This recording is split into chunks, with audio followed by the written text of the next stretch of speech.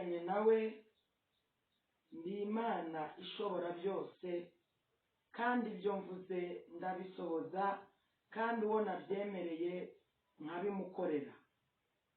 Imana y'urukundo, Imana y'amahoro, Imana y'imbaraga nyinshi, ndagushimye ndaguhimbaje muri uyu mwanya ndi imbere y'amaso yawe. Hari byinshi wansezeranyije, hari byinshi wambwiye. Mwami Imana nyir'ingabo, muri aka kanya ndagusaba imbaraga muri uru rugendo, ndagusaba kugira ngo Mwami Imana unkomeze muri uru rugendo ngendane nawe. Hari benshi bavuye mu nzira Mwami Imana nyir'ingabo, ariko ndakwinginze kugira ngo njyewe unkomeze, unyambike imbaraga, ubane nanjye, kuko uri umurengezi w'ibihe byose. Uwera wa Isiraheli, ndaguhamagaye kugira ngo uze mu buzima bwanjye, unyiyoborere, kuko namenye neza ko wakwiringiye ntabwo azakorwa n'isoni. Mwami ndakwinginze kugira ngo ukomeze kungaza, kandi n'amasezerano wansezeranyije yose nzayategereza. Mwami urakoze, urakarama kuko ubyumvishije, kuko uri kumwe nanjye. Ni mu izina rya Yesu Kristo, amen. Mwana wanjye, nuguma muri iyo nzira ugakomeza kubonera, umutima wawe ntuncumureho, ibyo nagusezeranije byose nzabikora. Hari benshi bananiwe urugendo, ariko inzira yanjye iragoye. Uzihangane mu bikomeye n'ibyoroheje, kuko ngusezeranije ko nzaba ndi kumwe nawe.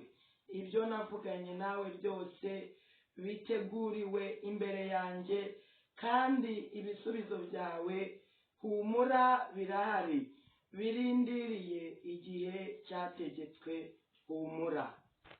Abo navuganye nabo nitegereje mu isi, bamwe bararorongotanye, abandi bagenda kwinezeza mu byaha byabo, ariko njyewe simpinduka.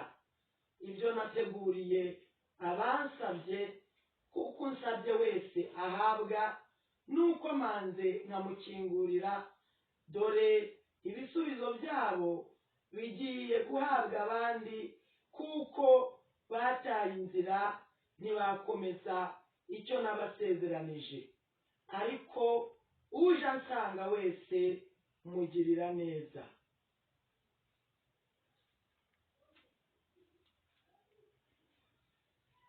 Mwami ndi imbere yawe, girira neza. Mwana wanjye, kuko wihanganye ukaba uje ushaka, kandi ineza yanjye ikaba ihoraho, akira ameza naguterekeye, bikaba birindiriye igihe cyategetswe, kubera ko navuganye nawe ko nzakugirira neza. Gira amahoro, ukomeze urugendo, ameza aracyateguwe, nk'uko n'abandi bose uje ansanga mugirira neza. Genda amahoro. Nitwa Ndiho, nitwa Ishobora byose. Urushye wese ni njye umuruhura, ni njye ufite urufunguzo rw'ibizaba kuri buri muntu wese. Iyo nteguriye ameza, uwo navuganye nawe akihangana, mba ndi kumwe nawe, agaca bugufi, mba ndi kumwe nawe. Uwitondera amategeko yanjye akaguma muri njye, nanjye nkaguma muri we, uwo ni we uhabwa ingororano z'ibyasezeranijwe. Kandi inyuma y'ibisubizo byo mu isi, uharanira ubugingo bwe akankurikira abushaka, uwo nguwo azicara iburyo bw'Imana Data. Nitwa Uhoraho, kandi unyegera wese ntabwo mwirengagiza, kandi buri wese asubirizwa igihe cye kigeze. Ariko abataye inshingano bakava mu murongo, abo ngabo amasezerano yabo ntakiriho, ahubwo abakataje nibo bashyikiriye ameza. Nitwa Uhoraho udahindurwa n'ibihe, cyangwa se ngo mpindurwe n'abantu cyangwa se iminsi. Unkurikira wese agakomeza inzira yanjye, akumvira akanitondera amategeko yanjye, uwo nguwo ntabwo azakorwa n'isoni. Bene data, Imana ni urukundo. Haleluya! Imana ni byose. Imana iradukunda. Reka twumve ijambo ry'Imana, ukurikiranye inyigisho mu kanya. Riri muri Luka igice cyaho cya 11 murongo wa 9.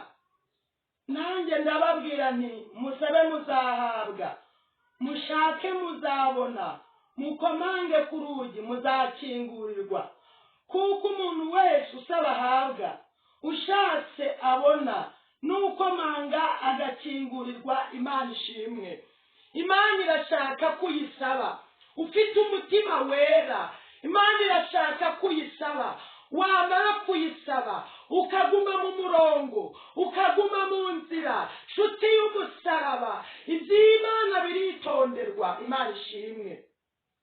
Twabonye inyigisho y'ukuntu Imana isezeranya umuntu ari mu bihe byo gusenga, bikageraho umuntu abivamo. Yamara kubivamo, Imana burya ibibireba iyo wabivuyemo. Abagusengera cyangwa se abaguhanurira bo ntabwo bamenya ko wabivuyemo, ariko Imana yibibizi ko wabivuyemo. Ariko ndagira ngo nkubwire ngo ukomeje urugendo yarasabye, ukomeje urugendo yarakomanze, nshuti yanjye arakingurirwa. Imana ishimwe cyane. Ni Imana ivuganye natwe. Imana irimo irabwira umuntu wese wasabye, kandi iyo umaze gusabwa uhita uhabwa.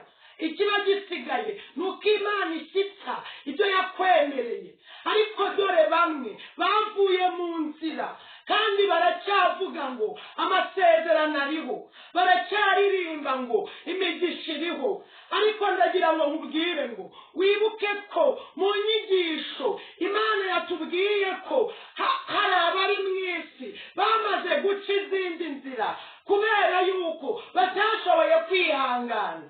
Ariko abakomeje urugendo mwabonye yuko bashyikiriye igisubizo. Imana ishimwe cyane. Nshuti y'umusaraba, wowe wasabye ugakomanga, uyu munsi ukaba utarahabwa, birashoboka ko nawe watakiye igihango.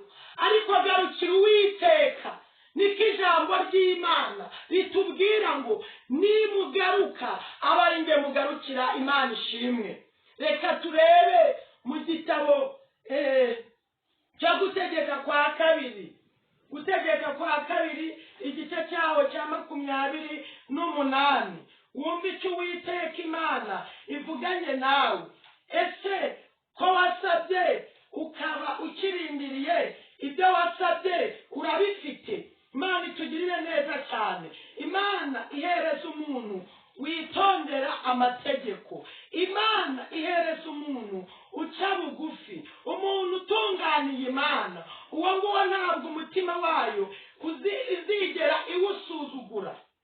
Gutegeka kwa kabiri igice cyaho cya 28. Imana idutabare cyane. Reka tuhagere ubundi tuhasome, twumve icyo Uwiteka akubwiye. Haravuze ngo abantu bose tuvuge ngo amena. Nugira umwete wo kumvira Uwiteka Imana yawe, no kwitondera amategeko yayo yose ngutegeka uyu munsi, Uwiteka Imana yawe izagusumbisha amahanga yose yo mu isi, ngo kandi iyi migisha yose izakuzaho. Niwumvira ukitondera, Imana izagusubiza. Niwumvira ukitondera, Imana izagusumbisha amahanga. Hari imigisha kubumvira Imana. Ariko abataye urugendo barumviye Imana bagatangira urugendo, bakagera hagati bagatatira igihango, abo ngabo imigisha yabo nta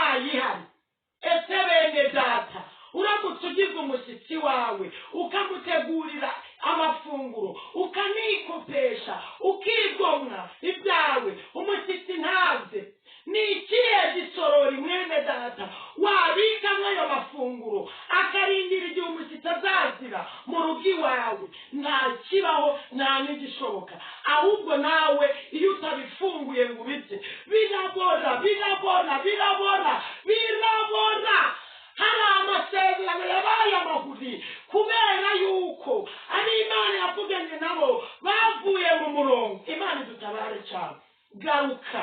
Garuka komeza usome ngo uzagira umugisha mu mudugudu, uzawugira no mu mirima, hazagira umugisha imbuto zo mu nda yawe n'imyaka yo ku butaka bwawe n'imbuto z'amatungo yawe, kororoka kw'inka zawe n'ukw'imikumbi yawe n'ikiru uvugiramo. Uzagira umugisha mu majya no mu mazi. Imana ishimwe.